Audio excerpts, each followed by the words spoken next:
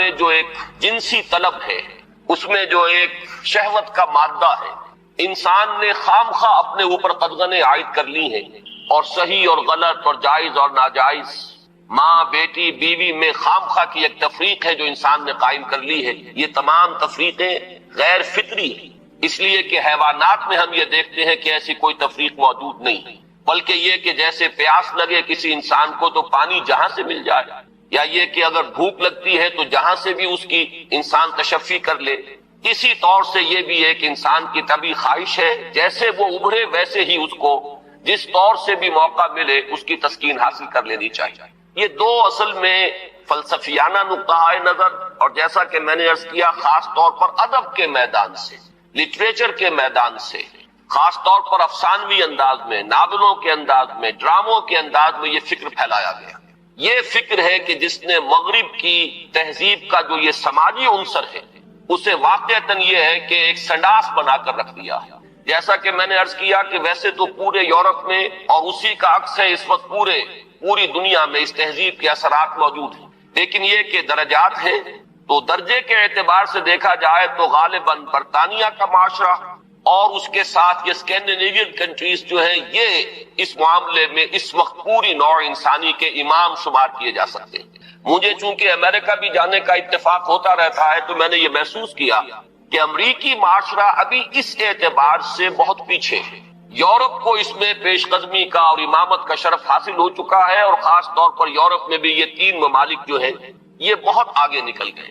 چنانچہ شرم اور حیا نام کی کسی شے کا کوئی وجود وہاں نہیں ہے، عصمت و عفت کا کوئی تصور موجود نہیں۔ معلوم ہوتا ہے کہ یہ چیزیں انسان کی لغت کی میں سے خارج ہو چکی ہیں، اس کے سوچ کے دائرے سے باہر ہو چکی ہیں، اور اسی کا سب سے بڑا مظہر یہ ہے کہ آپ کو معلوم ہوگا کہ برطانیہ میں بھی یہ قانون منظور ہو چکا ہے، اور اسکینڈینیوین کنٹریز میں بھی، کہ دو مردوں کی شادی بھی ہو سکتی ہے، دو مرد لیگلی قانونی طور پر شوہر اور بیوی کی حیثیت سے رہ سکتے ہیں، قانون انہیں تسلیم کرے گا یہ شوہر ہے اور یہ بیوی ہے۔ اب اس درجے پرورشن، اس درجے فطرت انسانی کا مسخ ہو جانا، یہ چیز کہ جو ناقابل قیاس ہے، لیکن یہ کہ بالفعل دنیا کے اندر یہ موجود ہے۔ اور پچھلے دنوں جب مجھے اتفاق ہوا جانے کا سویڈن، تو وہاں معلوم ہوا کہ ایک پاکستانی بھی ہیں، ایک سرحد کے رہنے والے صاحب، جنہوں نے کہ ایک لڑکے سے وہاں شادی کی ہوئی ہے اور قانونی اعتبار سے وہ میاں اور بیوی کی حیثیت سے وہاں مسلم طور پر زندگی گزار رہے ہیں۔ یہ جو معاملہ ہے، مجھے زیادہ صدمہ جس بات کا ہوا وہ اس پہلو سے کہ اس معاشرے کی جو اچیومنٹس ہیں، جو انہوں نے خوبیاں حاصل کی، ہمارا معاشرہ جو ہے ان کے بارے میں تو سوچنے کو بھی تیار ہے۔ مثلاً یہ کہ سیاسی سطح پر مساوات، معاشی کفالت کا اصول کہ کوئی شخص وہاں بھوکا نہیں رہ سکتا، ہر شخص کی گویا کہ کفالت جو ہے وہ ریاست کے ذمے ہے۔ وہ باتیں جو اسلام نے دی تھی، جو حضرت عمر فاروق رضی اللہ تعالیٰ عنہ کے سے قول منسوب ہے کہ اگر دجلہ و فرات کے کنارے کوئی کتا بھی بھوکا پیاسا مر گیا تو عمر قیامت کے دن ذمہ دار ہوگا۔ یہ نقشہ واقعہ ہے، تسلیم کرنا پڑتا ہے کہ ان لوگوں نے اس چیز کو آج کی دنیا میں بالفعل حاصل کر کے دکھایا ہے۔ سماجی مساوات کا یہ عالم کہ اگر کوئی فائنینس منسٹر، اسے بھی اگر اپنا چیک کیش کرانا ہے تو وہ بھی بینک میں اسی طرح لائن میں لگتا ہے جیسے کوئی عام شہری لگتا ہے۔ یہ سماجی مساوات کہ غریب سے غریب آدمی بھی وہاں پر جو بھی ہے، چاہے وہ ویلفیئر پر زندگی گزار رہا ہو، وہ خود معذور ہو چکا ہو اور صرف اسے حکومت کی طرف سے جو ہے سہولتیں حاصل ہو، لیکن اس کا بچہ بھی اگر بیمار ہوگا تو اسے وہی علاج میسر آئے گا جو وہاں کسی کروڑ پتی کے بچے کو علاج میسر آئے گا، اور اس کے بچے کو بھی وہی تعلیم ملے گی جو کسی منسٹر کے بچے کو تعلیم حاصل ہو سکے۔ یہ چیزیں جو ان کے ہاں اچھی ہیں فی الواقع، جو اصلاً تو ہماری تھی، لیکن یہ ہے کہ اس وقت اگر ہمیں وہاں پر یہ چیزیں نظر آتی ہیں تو مجھے تو وہی احساس ہوا تھا کہ کتابیں اپنے آبا کی یہ موتی علم و حکمت کے جو دیکھیں، ان کو یورپ میں تو دل ہوتا ہے سی پارا، چیزیں ہماری تھیں لیکن یہ انہوں نے کر کے دکھایا۔ بدقسمتی ہماری یہ ہے کہ ان چیزوں کے بارے میں تو ابھی ہمارے ہاں کوئی سوچ نہیں، ادھر پیش قدمی کا کوئی امکان نہیں۔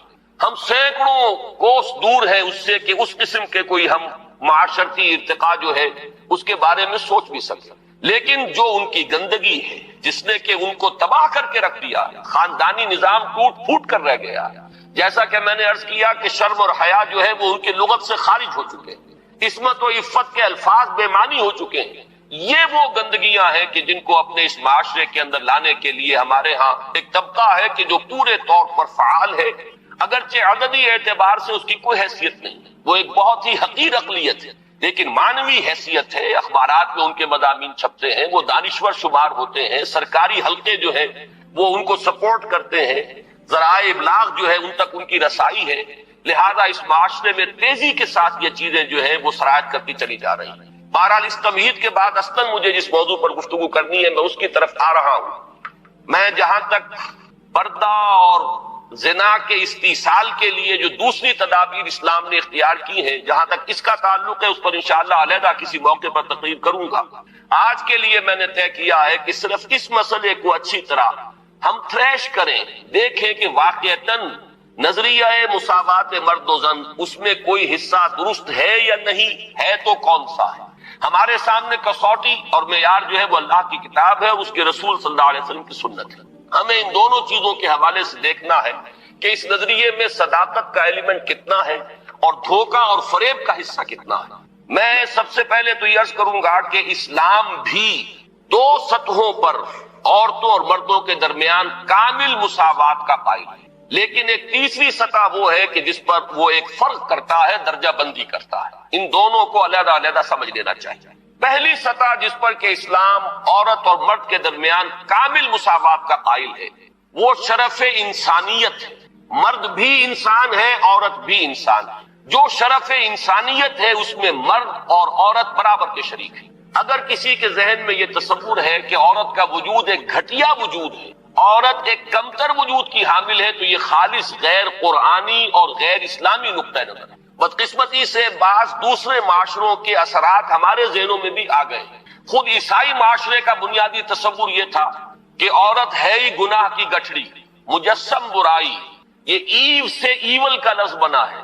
حضرت حوا کے لیے ان کے ہاں لفظ ایو ہے، اور ایو سے ایول ہے، ایول برائی کو کہتے ہیں، یعنی یہ کہ عورت کا تو سارا وجود ہی سرتاسر برائی ہے۔ یہ چیزیں کچھ مختلف ذرائع سے ہمارے ذہنوں میں بھی آئی ہیں۔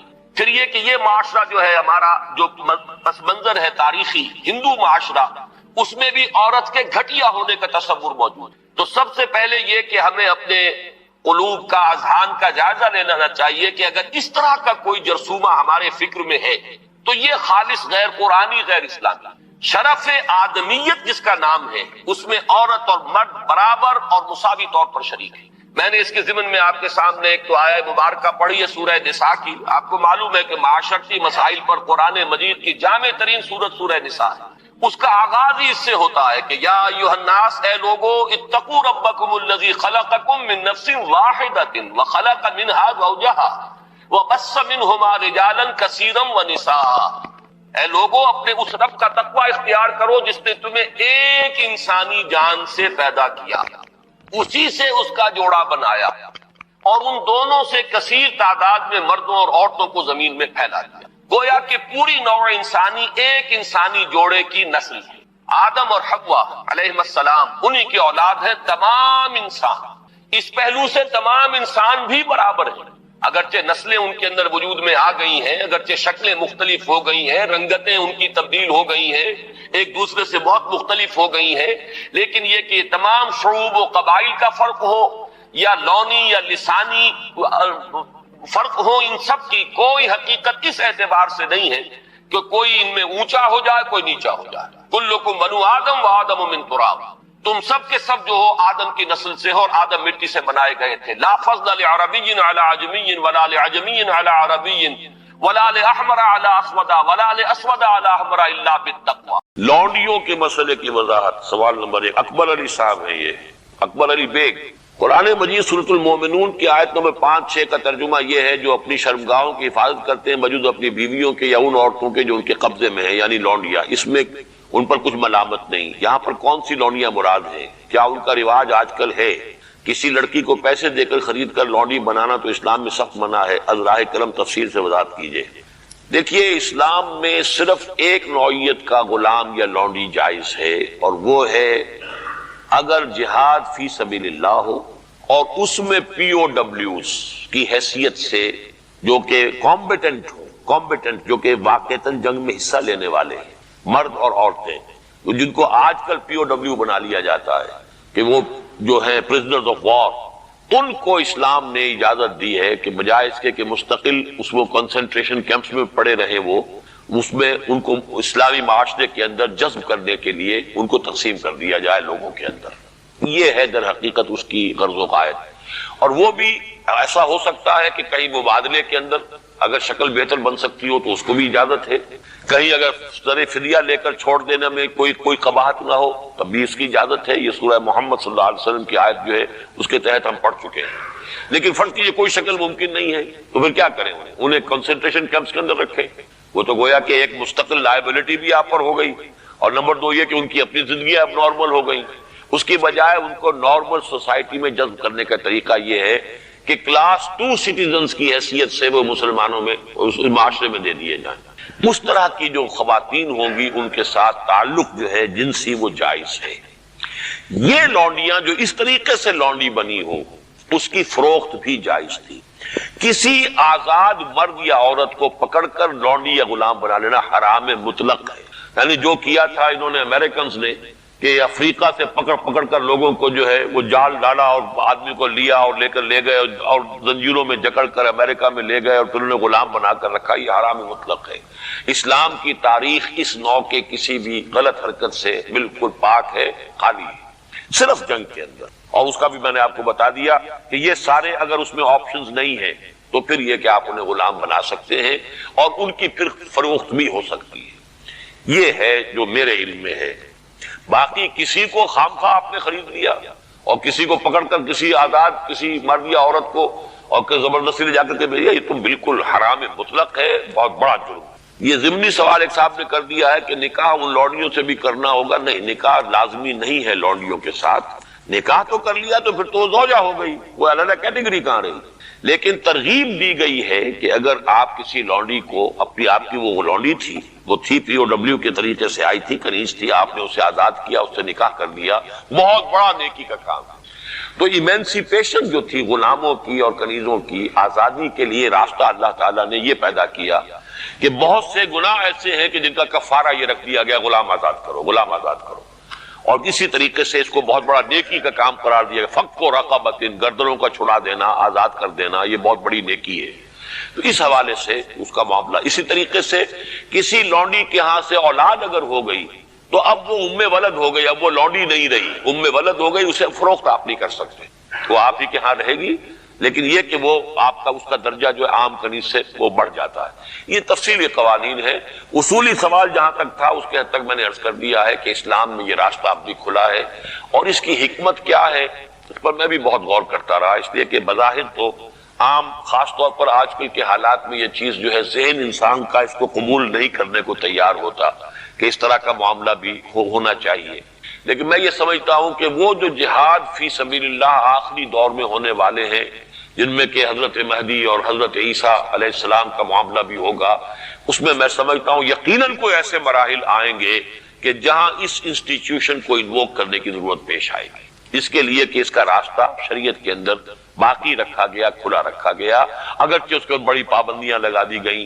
یہ بھی ہے کہ غلام کو وہی کھلاؤ جو خود کھاتے ہو، وہی پہناؤ جو خود پہنتے ہو، کام کا بھی بوجھ اس پر اتنا زیادہ نہ ڈالو کہ جس کا بہت مشقت والا ہو جائے، کوئی بہت سخت کام ہے تو تم خود بھی اس کے اندر شریک ہو جاؤ اس کے ساتھ۔ یہ ساری چیزیں ہیں، ان کے ساتھ نیک سلوک کرنا، اچھا سلوک کرنا۔ اسی کا نتیجہ یہ ہے کہ عالم اسلام میں ایک دور ایسا آیا کہ مشرق و مغرب میں سب سے بڑی حکومتیں جو تھی وہ غلاموں کی تھی۔ یہ خاندان غلامہ کون تھے جو ہندوستان کے اندر پہلی حکومت بنی اسلامی؟ قطب الدین ایبک کون تھا؟ التتمش کون تھے؟ ملبن کون تھا؟ یہ سب کون؟ سپکدگین کون تھے؟ الکتگین کون تھے؟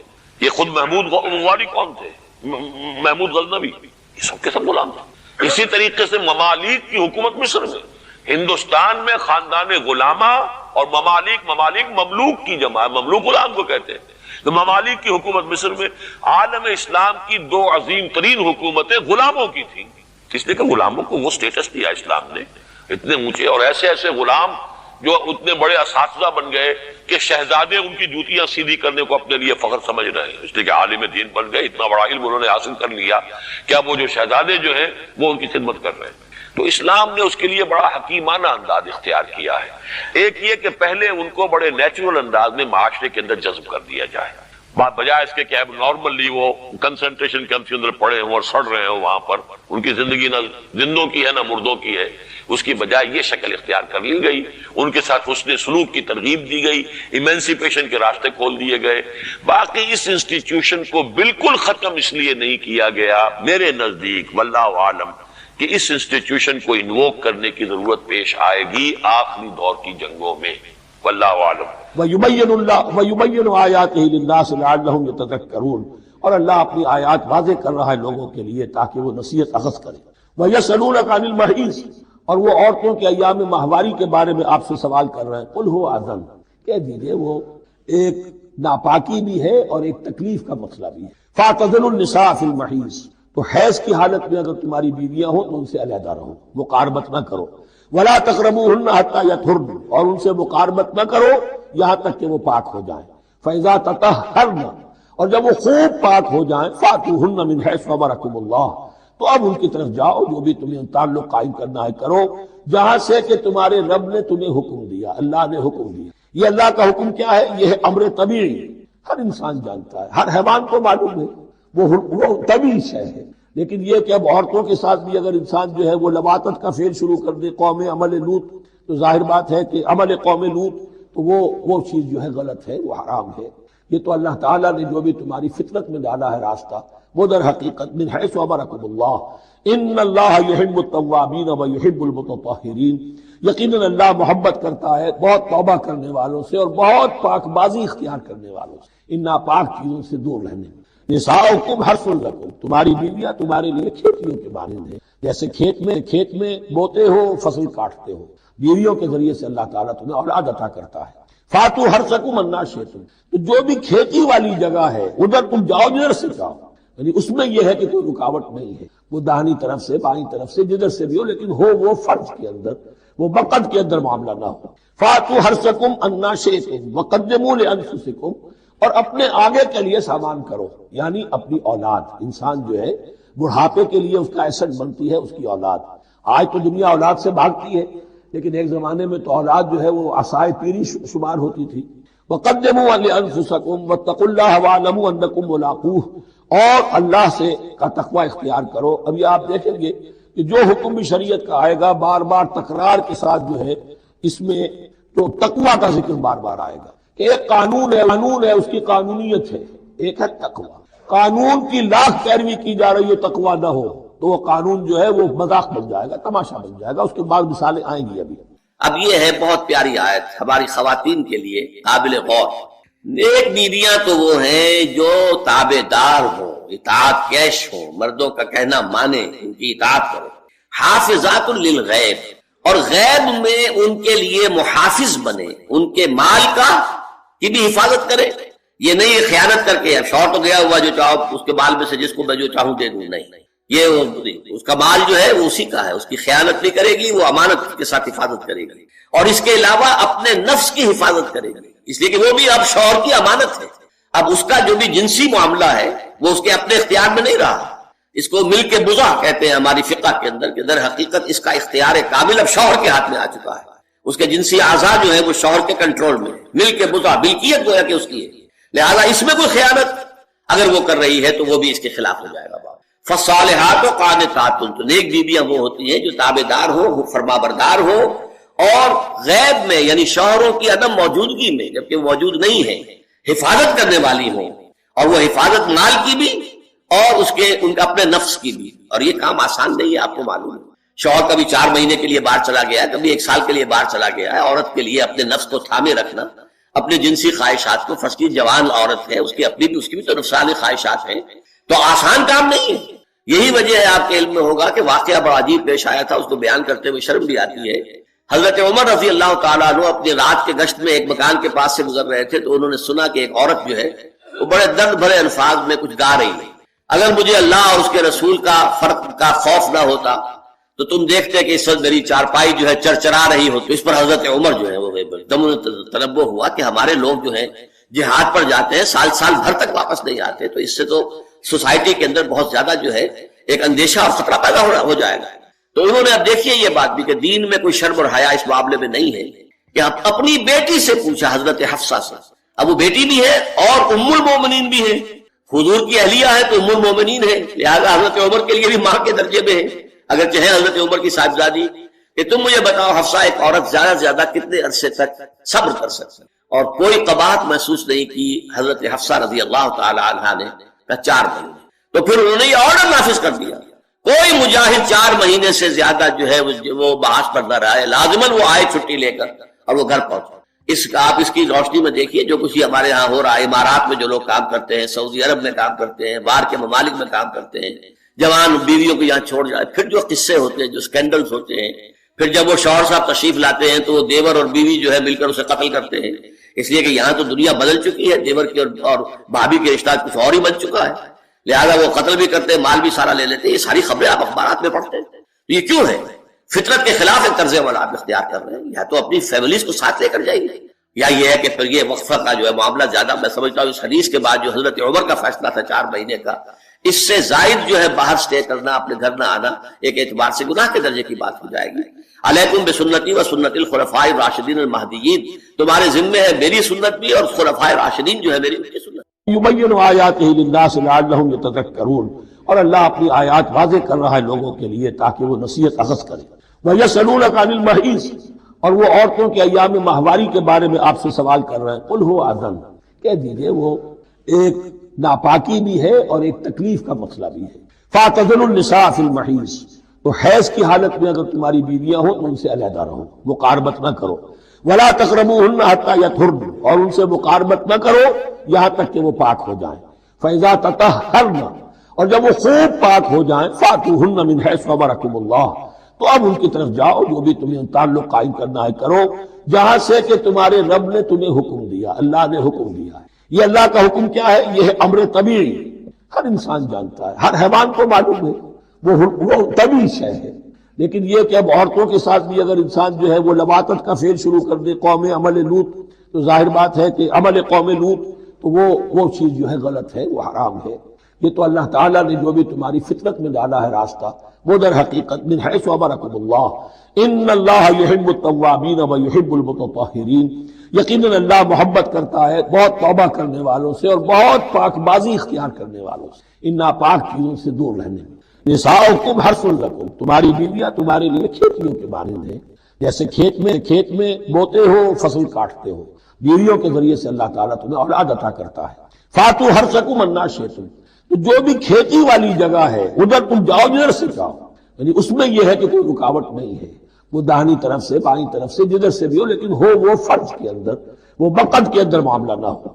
فاتوا حرثکم انا شئتم وقدموا لانفسکم، اور اپنے آگے کے لیے سامان کرو، یعنی اپنی اولاد۔ انسان جو ہے بڑھاپے کے لیے اس کا ایسٹ بنتی ہے اس کی اولاد۔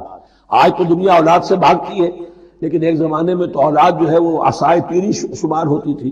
وَقَدِّمُوا لِأَنفُسَكُمْ وَاتَّقُوا اللَّهَ وَاعْلَمُوا أَنَّكُمْ مُلَاقُوهُ، اور اللہ سے کا تقوی اختیار کرو۔ اب یہ آپ دیکھیں گے کہ جو حکم بھی شریعت کا آئے گا بار بار تکرار کے ساتھ جو ہے اس میں تو تقوی کا ذکر بار بار آئے گا کہ ایک قانون ہے اس کی قانونیت ہے، ایک ہے تقوی۔ قانون کی لاکھ پیروی کی جا رہی ہے، تقوی نہ ہو تو وہ قانون جو ہے وہ مذاق بن جائے گا، تماشا بن جائے گا۔ اس کے بعد مثالیں آئیں گی ابھی۔ وَاتَّقُوا اللَّهَ وَاعْلَمُوا أَنَّكُمْ مُلَاقُوهُ، اور اللہ کا تقوی اختیار کرو اور جان لو تمہیں اس سے مل کر رہنا ہے، حاضر ہونا ہے اس کے جناب میں۔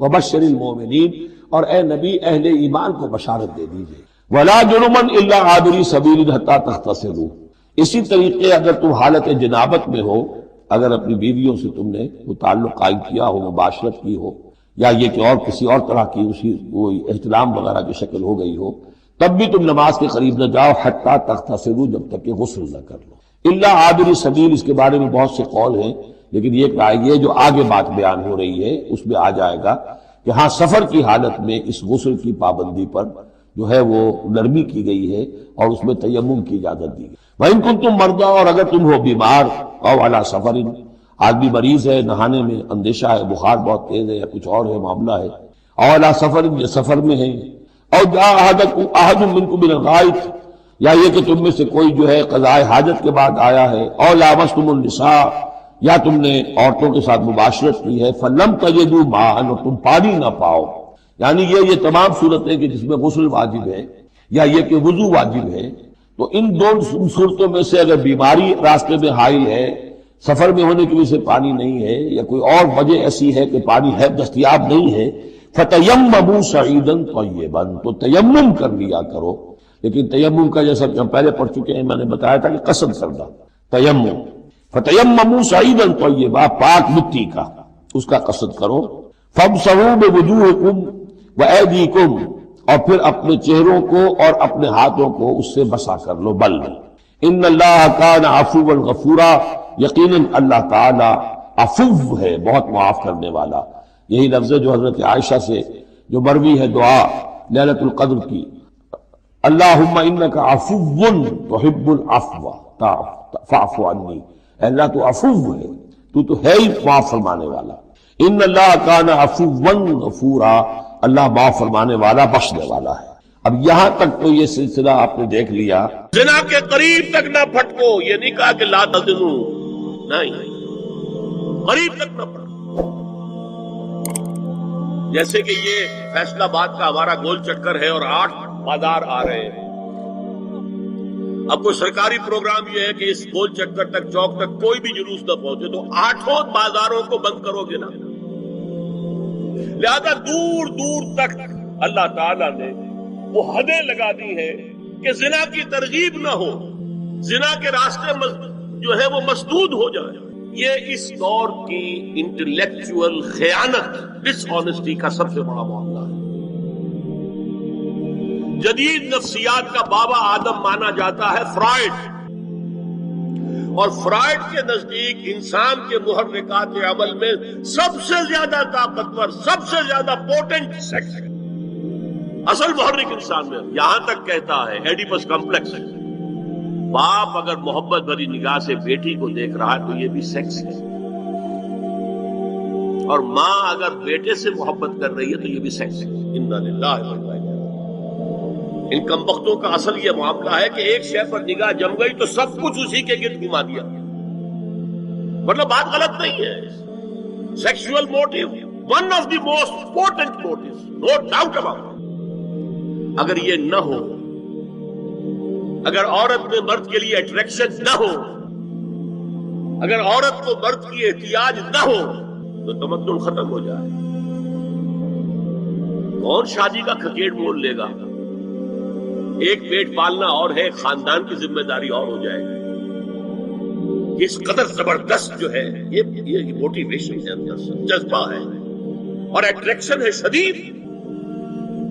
اس اعتبار سے یوں سمجھیے، جتنا زوردار گھوڑا ہو اتنی ہی زوردار لگام چاہیے اگر ڈسپلن میں رکھنا چاہتے ہیں.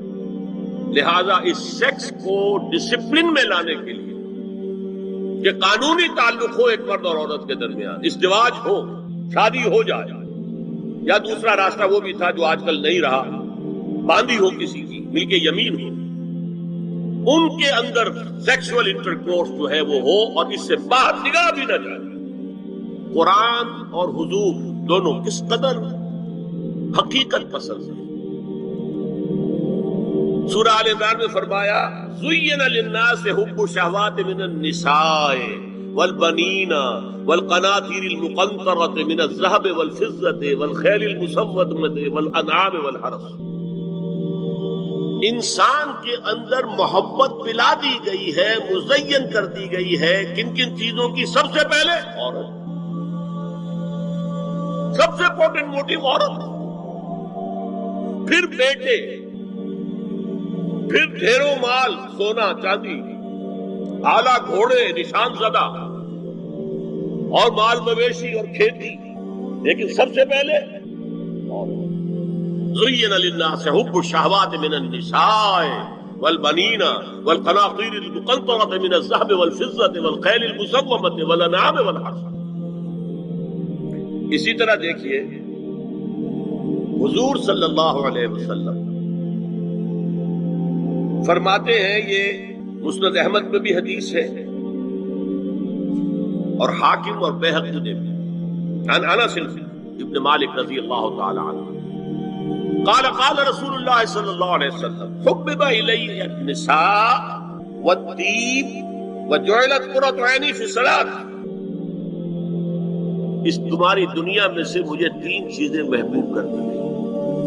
حبیبا الیہ، نمبر 1 نساء. کوئی جھجک کی ہے آپ نے تب بیان کرنا؟ ہم شاید یہ جملہ کہتے ہوئے جھجکیں گے، اللہ کا رسول نہیں.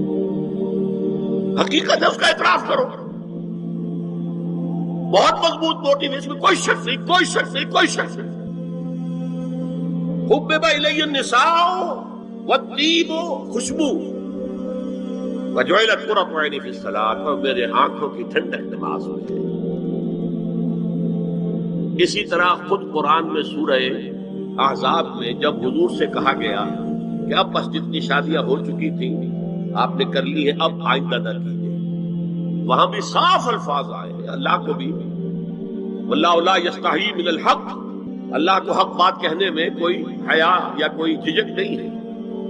وَلَوْ أَعْجَبَكَ حُسْنُهُنَّ، اے نبی چاہے عورتوں کا حسن جو ہے وہ آپ کو بھلا لگے، لیکن اب آئندہ شادی نہیں.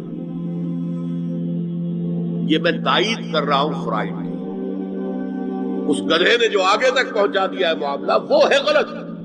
بنیادی بات صحیح ہے، قرآن مجید کے مطابق ہے کہ سیکس موٹیو بہت سخت ہے، بہت زوردار ہے. حضور کی حدیث ہے ان اللہ كتب علی ابن آدم حظہ من الزنا ادرک ذلک لا محالہ. اللہ تعالیٰ نے ہر انسان کا زنا میں ایک حصہ لکھ دیا ہے جو اس کو پہنچ کر رہے گا. فزنا العین النظر، آنکھوں کا زنا ہے نامحرم عورت کو دیکھنا، یہ بھی زنا ہے. اگر زنا کو روکنا ہے تو یہاں پر بھی قدغن لگے گی. ایک جگہ آیا ہے حدیث میں النظر سہم، یہ تیر ہے. یہ نظر جو ہے نگاہوں کے تیر، یہ تو آپ شاعری کے اندر بھی اور گانوں کے اندر بھی نگاہوں کے تیر سنتے ہیں کہ نہیں سنتے؟ النظر سہم، یہ تیر ہے. وزن اللسان النطق یا منطق، زبان کا زنا ہے کسی عورت سے گفتگو کر کے چٹخارے لینا. عورت کی آواز میں بھی ایک لوچ ہے، حسن ہے. اللہ تعالیٰ نے اسے سراپا ایسا بنایا ہے کہ مرد کے لیے اس کی ہر شے کے اندر اٹریکشن ہو، اس کی آواز میں اٹریکشن ہے. والنفس تمنا وتشتہی، اور باقی رہ گیا نفس، وہ تمنا کرتا ہے کہ اب میں اس سے آگے بھی بڑھوں اور زنا بھی کر لوں. والفرد یصدق ذلک کلہ اور یکذب، لیکن یہ ہو بھی سکتا ہے نہیں بھی ہوتا، لیکن یہ زنا تو کر چکا تھا. کان کا زنا اس نے کر لیا، آنکھ کا زنا اس نے کر لیا، زبان کا زنا اس نے کر لیا. تو زنا کا روک تھام، زنا کی جو ہمارے معاشرتی اہداف کے اندر بہت اہم ہے، بہت اہم ہے، بہت. اس کی منفی نفسیات ہوگی، کبھی مثبت نفسیات ہوگی.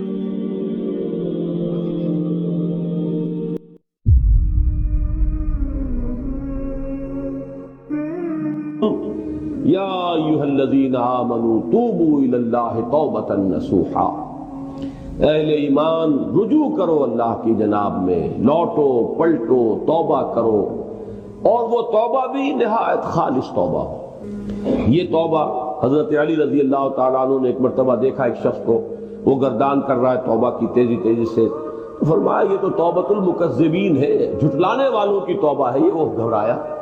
تو پھر آپ نے فرمایا توبہ وہ ہوتی ہے جس کے ساتھ وہ ساری کیفیات ہو، شدید ترین پشیمانی ہو کہ میں کیا کر بیٹھا ہوں، پھر یہ کہ آئندہ کے لیے عزم مصمم ہو کہ ہرگز دوبارہ یہ کام میں نہیں کروں گا، اور نہایت گڑ گڑا کر اللہ سے اس کی دعا جو ہے اس کی معافی طلب کی جائے. یہ قلب کی گہرائیوں سے جب تک یہ توبہ نہیں نکلے گی یہ توبہ نہیں ہے. تو توبۃ النصوح، یہ نصح کا لفظ جو آتا ہے عربی زبان میں، یہ ہے کسی شے کے خالص ہونے، کوئی اس میں ملاوٹ نہ ہو. توبۃ النصوح، یہ توبۃ النصوحہ، خالص توبہ کرو، دل کے ایک گہرائیوں سے توبہ کرو، اور صمیم قلب سے توبہ کرو، عزم مصمم کے ساتھ توبہ کرو کہ پروردگار جو خطا ہو گئی ہے بخش دے، آئندہ تیرے کسی حکم کے خلاف کوئی حرکت نہیں کروں گا. خاص طور پر وہ خطا جو معین ہے اس کے بارے میں تو تعین کے ساتھ فیصلہ ہو کہ دوبارہ نہیں کروں گا. اس میں ہو سکتا ہے جیسا کہ میں نے شاید آج دن میں کسی گفتگو میں عرض کیا تھا، بعض طبائع ہوتی ہیں مریض، ان کی قوت ارادی جو ہے کمزور ہوتی ہے۔ اس وقت وہ خلوص دل سے بھی اگر طے کر رہے کہ یہ کام دوبارہ نہیں کروں گا تو وہ کمزور قوت ارادی کی وجہ سے اس پر قائم نہیں رہ سکتے، کل یا پرسوں یا کچھ عرصے کے بعد پھر پھسل جاتے ہیں۔ اس سے وہ توبہ باطل نہیں ہوگی۔ اس بات کو سمجھیے، یہ نہ سمجھیے کہ میں انکریج کر رہا ہوں، لیکن مسئلے کو سمجھ لیجیے۔ جس وقت انسان توبہ کر رہا اس وقت عزم مصمم کا ہونا ضروری ہے۔ اب یہ اللہ جانتا ہے ہمارے دل کے اندر کے حالات کو، ہماری کیفیات کو۔ اگر اس وقت عزم مصمم ہے تو توبہ صحیح ہو جائے گی، پھر اگر خطا ہو گئی پھر توبہ کرو، پھر خطا ہو گئی ہو پھر توبہ کرو۔ بازا بازا ہر چہ ہستی بازا، گر کافر و گبر و بت پرستی بازا، این درگاہ ماں درگاہ نومیدی نیست، 100 بار اگر توبہ شکستی باز آ۔ اگر 100 مرتبہ بھی توبہ ٹوٹ گئی ہے کوئی پرواہ نہیں، جب تک یہ زندگی کا تسلسل چل رہا ہے۔ معلم یغرغر، جب تک کہ وہ گھنگرو نہیں بولا ہے آ کر حلق میں اور نزع اور جان کندنی کا عالم شروع نہیں ہو گیا ہے، اس وقت تک توبہ کا دروازہ کھلا ہوا۔ لیکن جس وقت توبہ کر رہا ہے آدمی، اب یہ آدمی اپنے آپ کو دھوکہ دے لے گا تو دوسری بات ہے، لیکن اللہ جانتا ہے اس وقت اگر عزم مصمم ہے تو توبہ درست ہو جائے۔ تو جو بھی معاملات ہیں اللہ اور بندے کے مابین، اس میں 3 شرائط ہیں کہ جو علماء نے معین کی ہے۔ ایک حقیقی پشیمانی، وہ پشیمانی جس کے لیے اقبال کا وہ شعر بہت مشہور ہے جو انہوں نے نوجوانی میں کہا تھا، اور داغ دہلوی اس مجلس میں موجود تھے جہاں علامہ نے یہ شعر پڑھا ہے، تو انہوں نے بڑی داد دی تھی کہ میاں اس عمر میں اور یہ شعر یعنی چشم بددور، وہ یہ داد کا بڑا ایک یعنی بلیغ انداز ہے۔ اور وہ شعر کیا تھا؟ موتی سمجھ کے شان کریمی نے چن لیے، قطرے جو تھے میرے عرق انفعال کے، شرمندگی کے احساس سے پیشانی کے اوپر اگر پسینہ آ گیا ہے، شرمندگی ہے اللہ میں یہ کیا کر بیٹھا، اللہ مجھ سے کیا ہو گیا، تو یہ شرمندگی سے اگر عرق آلود ہو گئی ہے پیشانی، تو اللہ کو یہ اتنی محبوب ہے کہ موتی سمجھ کے شان کریمی نے چن لیے، قطرے جو تھے میرے عرق انفعال کے۔ حدیث میں یہ مضمون آیا ہے، اللہ کو کتنی خوشی ہوتی ہے اپنے بندے کے توبہ سے۔ بائبل کی ایک سٹوری جو ہے دی پروڈیگل سن، وہ آپ کو یاد ہوگی کہ ایک شخص کے کئی بیٹے تھے، اکثر جو تھے سارے بڑے فرما بردار، بڑے عمدہ، سعادت مند کام کرنے والے، ایک تھا نٹکھٹ قسم کا شریر، وہ اپنی دولت بھی بٹوا کے لے گیا، پھر وہ بہت سال کے بعد آیا ہے تو سخت یعنی فقیری کے اور قلاشی کے عالم میں باپ نے واقعی سب سے توجہ ہٹا کر اپنی ساری محبت کا برکت پھر اس بچے کو بنا لیا، اپنے بیٹے کو۔ تو وہ سعادت مند بیٹے تھے، انہوں نے کہا کہ یہ کیا کیا آپ نے، یہ ایسا اور یہ ایسا اور یہ ایسا اس نے یہ کیا، اور آج آپ پھر اس کے لیے وہی آپ کی محبت جو ہے وہ یہاں پھر اس کے جو ہے شامل حال ہو گئی ہے۔ تو انہوں نے کہا کہ تم دیکھتے نہیں کہ اگر کوئی چرواہا ہو اور اس کی اگر 100 بھیڑیں اور بکریاں ہیں، تو اگر کوئی بھیڑیا کسی ایک بکری کو اٹھا کر لے جائے تو وہ 99 کو چھوڑ کر اس کے پیچھے بھاگتا ہے اس کو بچانے کے لیے۔ جو میرے ہیں وہ تو ہے ہی ہے، جو مجھ سے دور چلا گیا تھا وہ اگر لوٹ کر آیا ہے تو در حقیقت یہ ہے میری توجہ کا اور میری محبت کا سب سے زیادہ مستحق۔ یہی معاملہ اللہ کا، یہ در حقیقت ایک پیرابل ہے، ایک کہانی ہے جس میں اللہ کی وہ شفقت جو ہے اپنے گناہگار بندوں کے جو شامل حال ہوتی ہے جب وہ توبہ کرتے ہیں، جس کے لیے حدیث میں آخری بات بیان کر دی گئی کہ تصور دیا گیا ہے کہ ایک لق و دق سے راہ میں ایک شخص سفر کر رہا تھا، ایک ہی اونٹنی سواری کی، اسی پر اس کا راشن بھی تھا، پانی بھی تھا۔ تھوڑی دیر کے لیے وہ ایک درخت کے سائے میں بیٹھا سستانے کے لیے، دھوپ کی تمازت سے بچنے کے لیے، تو ذرا بیٹھا بیٹھا اونگ گیا۔ اب جو آنکھ کھلی تو دیکھا کہ اونٹنی غائب ہے، اس کا سفر کا ذریعہ وہی، پانی اسی پر، راشن اسی پر، گویا کہ کل زندگی کا ذریعہ جو ہے وہ اونٹنی تھی اس کی۔ لق و دق سے رہا ہے، کہاں جائے، کہیں پانی نہیں، کچھ کھانے کے لیے نہیں، دیوانہ وار دوڑتا ہے دائیں بائیں ادھر ادھر اونٹنی کو ڈھونڈنے کے لیے، کہیں سراغ نہیں ملتا۔ تو وہ اب موت کے انتظار میں درخت کے نیچے آ کے بیٹھا تھا، مایوسی کی انتہا، موت کا انتظار، کہ اچانک دیکھتا ہے کہ اونٹنی تو کھڑی ہوئی ہے۔ تو اب اس پر شادی مرگ کی کیفیت طاری ہوتی ہے۔ وہ کہنا تو یہ چاہتا تھا اللہ میں تیرا بندہ ہوں تو میرا رب ہے، کہہ یہ جاتا ہے کہ اللہ تو میرا بندہ میں تیرا رب۔ زبان لڑکھڑا گئی ہے اس خوشی کی شدت کی وجہ سے۔ تو حضور فرماتے ہیں کہ اللہ کو اپنے کسی گناہگار بندے کی توبہ سے اس سے بھی کہیں زیادہ خوشی ہوتی ہے۔ تو اس کو ذہن میں رکھیے، توبہ کا بڑا اونچا مقام ہے ہمارے ہاں، شرائط بھی سخت ہیں، 3 شرطیں وہ ایک عزم مصمم، ایک پشیمانی، حقیقی پشیمانی۔ نمبر 2 عزم مصمم کہ اب دوبارہ نہیں کروں گا۔ نمبر 3 ایک مرتبہ ضرور اس کام کو چھوڑ دینا، یہ گویا کہ اس کے عزم مصمم کا فوری ثبوت ملنا چاہیے۔ کچھ دنوں کے بعد پھر کہیں جذبات کا ویلا آئے، کوئی اور خطا ہو جائے، بات دوسری ہوگی۔ اور جو حقوق العباد کا معاملہ، اس میں چوتھی شرط اور ہے، اس لیے کہ حقوق العباد کی کوتاہی جو ہے اللہ تعالیٰ معاف نہیں فرمائیں گے۔ وہ تو وہی بندہ ہے جس کی آپ نے حق تلفی کی ہے، کسی کی غیبت کی ہے، کسی کی چغلی کھائی ہے، کسی پر تہمت لگائی ہے، کسی کا مال ہڑپ کیا ہے، کسی کو دھوکہ دیا ہے، کسی کی عزت پر حملہ کیا ہے، تو وہ تو وہی معاف کرے گا۔ یا یہ کہ آپ کی جو نیک اعمال ہیں وہ اس کو دے دیے جائیں گے قیامت کے دن، اور اگر آپ کے اعمال ختم ہو جائیں گے تو اس کے گناہ جو ہے وہ آپ کے کھاتے میں ڈال دیے جائیں گے۔ بہرحال جو چوتھی شرط ہے حقوق العباد کے معاملے میں کوتاہی میں توبہ کی، وہ یہ ہے کہ آپ یا معافی طلب کریں یا تلافی کریں اس شخص کی جس کے حقوق کو آپ نے